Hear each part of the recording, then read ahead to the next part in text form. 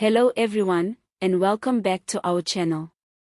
Today, we are diving into a story that has shaken South Africa's political and health sectors to the core. We're talking about former Health Minister Zweli Mkhize, the infamous digital vibes scandal, and allegations that his family may have lined their pockets while the nation was struggling during the COVID-19 pandemic. Yes, you heard that right.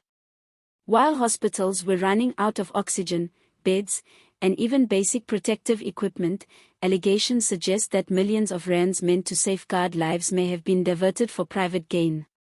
And it's not just Mkhize in the spotlight. His wife May and their son Dedani are reportedly caught up in the murky financial web. According to the latest evidence presented before the Special Tribunal, the Mkhize family allegedly spent over R11.5 million of the ill-gotten gains on a luxury farm. Now, for those who might not remember, the digital vibes scandal isn't new news, but the latest revelations have reignited public anger. During the height of the pandemic, the Department of Health awarded Digital Vibes a controversial communications contract. From the outside, it may have seemed like a standard service agreement, but investigations later revealed staggering overcharging, misleading invoices, and the diversion of millions into accounts linked to Mkhize and his associates. And this is where it gets even more eyebrow-raising. The tribunal's evidence suggests that May and Dedani Mkhize were not just passive beneficiaries. They allegedly played an active role in hiding and laundering the funds. Reports indicate that the luxury farm purchased with R11.5 million was not a one-off indulgence but a stepping stone in a more extensive financial network under investigation. Dedani's precise involvement is still being scrutinized, but court papers indicate that he may have had a hand in facilitating or managing some of the financial transfers linked to digital vibes. South Africans are understandably outraged. Imagine this: a country grappling with a deadly pandemic, hospitals pleading for oxygen, medical staff working around the clock, and here we have millions allegedly funneled into luxury properties instead of ventilators or PPE. The optics alone are enough to spark national anger. And indeed, opposition parties and civil society organizations are demanding swift action. Calls have been made for the Asset Forfeiture Unit to seize the farm and any other assets tied to the Mkhize family, aiming to ensure that no one profits while ordinary citizens suffer. It's a story that reads like a political thriller, but with a very bitter reality. While the money flowed into private pockets, the average South African faced empty shelves of essential supplies and under-resourced hospitals. The Digital Vibes contract has long been a symbol of how corruption can thrive in times of crisis, and the tribunal's latest findings only reinforce that narrative. But here's the twist: Mkhize himself has consistently denied wrongdoing. He claims he is being unfairly targeted and paints himself as a victim of political machinations. Yet, the trail of evidence, invoices, bank transfers, property deeds, seems to suggest otherwise. And even if one farm is seized, many observers argue that this is just the tip of the iceberg. The Special Tribunal's investigation hints at a broader network of financial dealings, with other assets potentially acquired using the same questionable funds.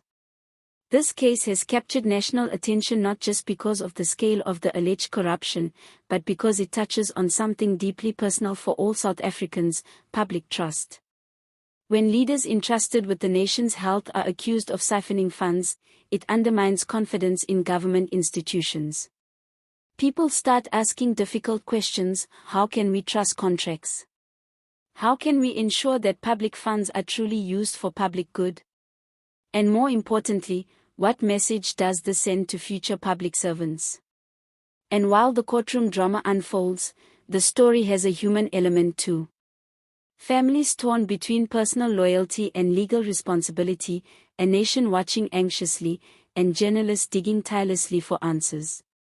The alleged role of May and Dedani adds a familial dimension to the scandal, highlighting how corruption, if unchecked, can infiltrate even the private spheres of those in power. Of course, not everyone is just condemning the family.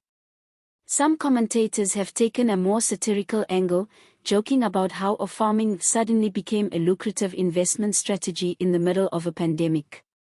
It's a dark kind of humor, but it reflects public frustration and disbelief at how mismanagement can intersect with privilege. Looking ahead, the Special Tribunal is expected to deliver further verdicts in the coming weeks. Observers will be watching closely, as these decisions could signal whether South Africa is serious about holding its leaders accountable or if high-profile corruption cases will continue to drag on with minimal consequences. Many hope that swift and transparent action will restore faith in public institutions and send a clear message that abusing power for personal enrichment is unacceptable. For ordinary citizens, the implications go beyond a single farm or a single family. This case highlights systemic weaknesses in procurement processes, oversight, and accountability mechanisms. It is a stark reminder of why vigilance, investigative journalism, and active civil society engagement are crucial. Because when corruption sneaks through cracks in the system, it's not just numbers on a spreadsheet, it's lives affected, services delayed, and trust eroded. So, what does this mean for the wider political landscape?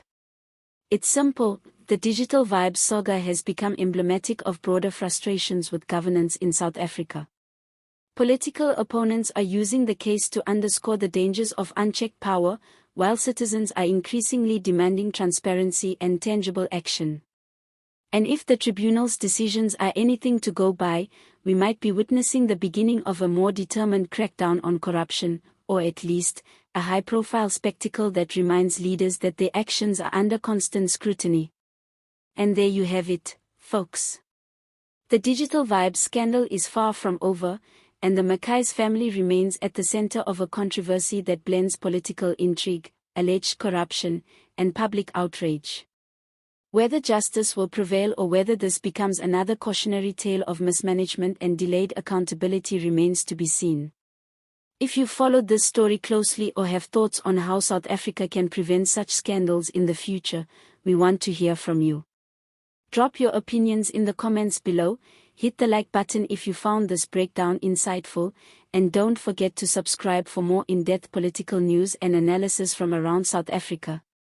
We bring you the stories that matter, with context, clarity, and yes, sometimes a touch of humor to make even the heaviest news a bit more digestible. See you next time.